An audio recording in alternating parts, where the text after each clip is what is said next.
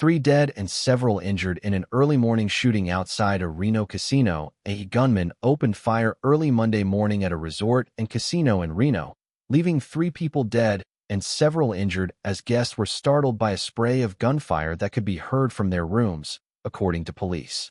The gunman's motive is still unknown, and there is no known connection between the suspect and the victims, said Sparks Police Chief Chris Crawforth, whose department is leading the investigation. In total, 6 victims were shot, 3 fatally, according to Crawforth. 2 remain in critical condition in the hospital, and 1 person was released as of Monday afternoon, he said. The suspect, who is in police custody but has yet to be publicly identified, was seen pacing the parking lot of the Grand Sierra Resort for about 45 minutes before the shooting, a law enforcement official briefed on the incident told CNN.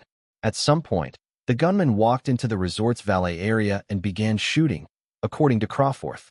Once at valet, the suspect produced a handgun and pointed it at a group of victims, Crawforth said. The suspect's firearm malfunctioned. However, he was able to make it operable.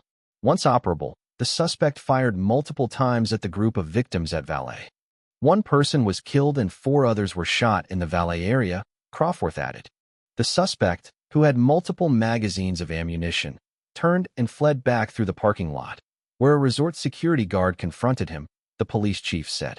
The suspect shot at the security officer, who returned fire. As the suspect continued to flee, he shot at a person who was driving through the parking lot, killing them, according to Crawforth. Reno police received a report of the active shooting at 7:25 a.m. and were at the scene within about 2 minutes, according to Reno Police Chief Catherine Nance. Officers found the suspect in the parking lot, and he began firing at officers, striking a patrol vehicle, Crawforth said. An officer-involved shooting occurred and multiple Reno police officers fired their weapons, he said. The suspect was taken into custody and brought to a hospital, where he is in critical condition. The bravery and rapid response from the officer stopped the suspect's rampage on innocent victims, which definitely saved lives and prevented additional people from being victimized. Nance said 3 other people received minor injuries at the scene and declined to be taken to a hospital, according to the Regional Emergency Medical Services Authority Director Todd Carefoot. An officer was also injured, likely from glass shards, Nance said. Because the shooting involved a Reno officer, the Sparks Police Department will lead the investigation, which is the normal protocol, Nance said. Nance joined Reno Mayor Hillary Sheev and other emergency response officials in offering condolences for the victims' families. Tragedies like this are horrific for any community to endure, not just for the victims, the first responders, and the people who are there, but for everyone who calls our community home, Nance said. Violence is not acceptable, especially in our public spaces. Everyone has the right to be safe here.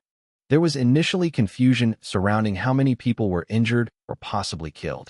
Northern Nevada District Health Officer Dr. Chad Kingsley told CNN later in the morning that 2 people were found dead and 3 were taken to a hospital. A law enforcement official who had been briefed on the incident told CNN 2 people were killed and at least 2 others were injured.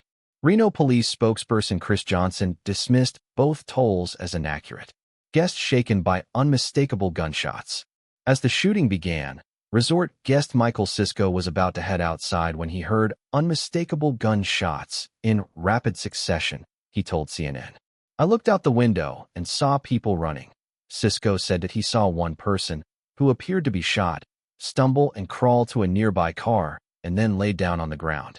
After the incident, Sisko heard an announcement over the resort intercom which warned of an active law enforcement incident outside. It informed guests, "You are safe inside." Guests later received a text from the resort that said, "We currently have a law enforcement situation on property which has been contained. We apologize for any inconvenience as we continue to resolve the situation."